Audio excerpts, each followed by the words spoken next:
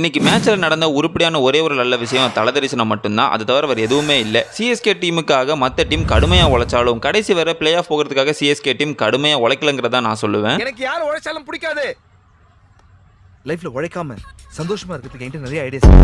இன்னைக்கு toss win பண்ண CSK team first batting தான் சூஸ் பண்ணாங்க. ஓகே, சேப்பாக்கில் இன்னைக்கு தரமான சம்பவம் இருக்குன்னு பார்த்தா சஞ்சு சாம்சன் ஒரு மொரட்டு ஸ்டார்ட்டை தான் கொடுத்தாரு. அதுக்கப்புறம் தாங்க வந்தாங்க கேப்டன் பேட் கமின்ஸ்னு ஒட்டுமொத்த டீமையும் அடிச்சு நொறுக்கிட்டு சைலன்ஸ் பண்ணிட்டு போய்கிட்டே இருந்துட்டான். டக்குன்னு விக்கெட் போய்கிட்டே இருந்ததுனால ஸ்கோரும் இன்னைக்கு அவ்வளவா வராதுன்னு தெரிஞ்சிருச்சு. டார்கெட் வந்தது என்னமோ 180 தான்.